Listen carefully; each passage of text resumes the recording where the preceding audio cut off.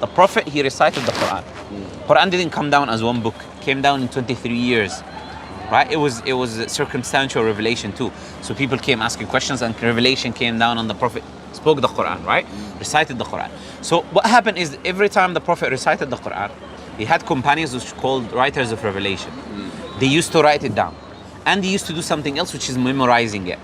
So the Muslims memorized the entire Quran, millions of people, yeah? I know some people that actually know the whole... Yeah, memorize the whole Quran, right? Crazy. Yes. And there are actually, if you go Ramadan, you know, if you go to any mosque, you'd see that they are reciting the Quran from beginning to end in 30 parts. Any mosque around the UK, around the world, you know?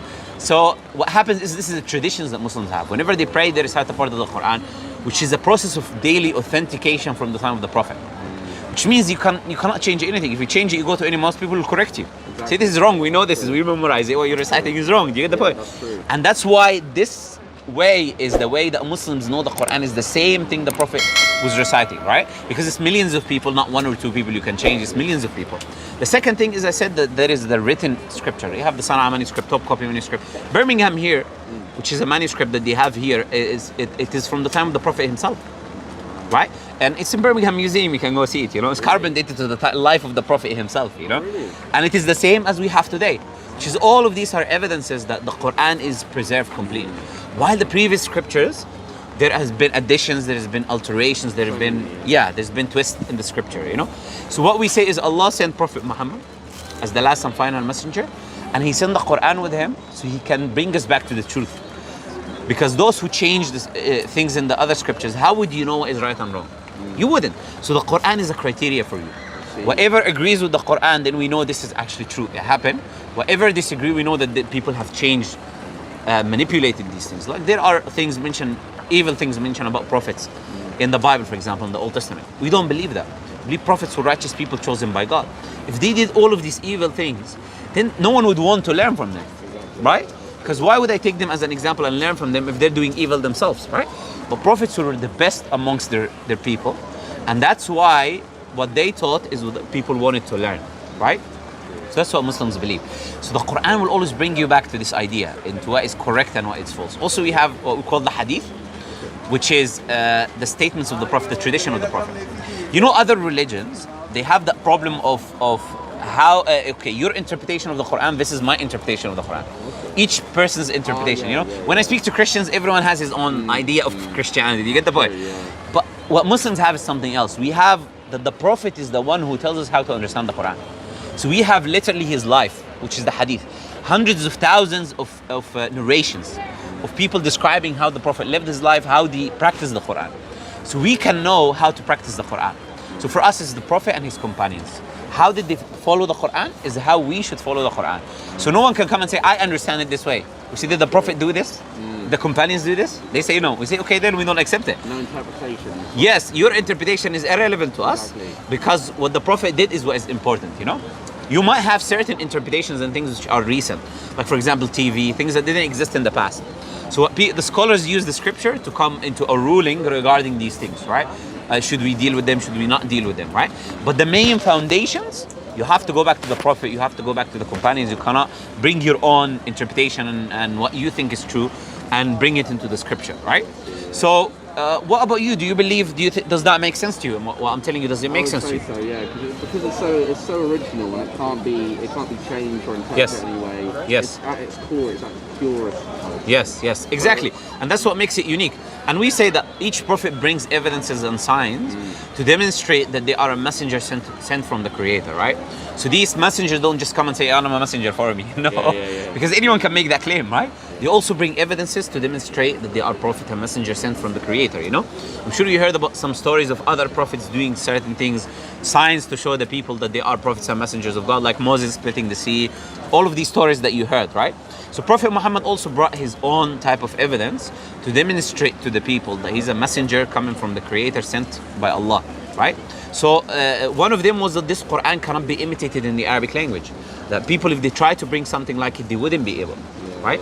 Another thing was that this Quran that you see talks about the physical world, the physical reality, talks about the universe, talks about existence, you know? And we're learning today through our advancement in science about the world, right? The Quran has certain things that it describes the world 1,400 years ago. talks about the world, it talks about the universe. And if it was from this Bedouin Arab, it'll have a lot of mistakes. Because the knowledge of the people 1,400 years ago about the world was wrong. Right? Like many people believe the world is flat, for example. Many people believe like the Hindu scripture believe that the sun has 7 horses pulling it. The earth has 2 bull horns that are holding. Do you get the point? So they had very ridiculous beliefs about the world because this was their knowledge. So if this was coming from a man who wasn't a prophet, you would have a lot of mistakes within it. Would you agree? Exactly, I agree. But what we find is that the Quran is consistent with reality. Rather, it's telling us things that we did not know about the reality we're learning today. Like for example, the Quran is talking about the universe and how the universe is expanding. We learned that recently in the 1900s. We learned the universe is expanding. Now the question would be, how would Prophet Muhammad 1,100 years ago know about this? And the people who knew this, they got the Nobel Prize. While it is mentioned in the Quran all of this time, the Quran talks about mountains and how they have deep roots within the earth. Today we know 2 things because the Quran describes a mountain. How would you describe a mountain to me? Let me ask you this. How would you describe a mountain? I'd say just a large rock. Yeah, it's a large pile of rocks, isn't it? Exactly, Yeah. But imagine if you, in the 21st century, you're describing it this way. Imagine what a Bedouin Arab, without any knowledge of geology and science, how would he describe it? Prophet Muhammad, the Quran, which we believe God is describing the mountains. Allah is describing them to be pigs. When you have a tent and you put the pigs in the tent, right? The pigs do 2 functions. They have 2 functions. First, we know that the pigs, majority of it is under earth, right? Yeah.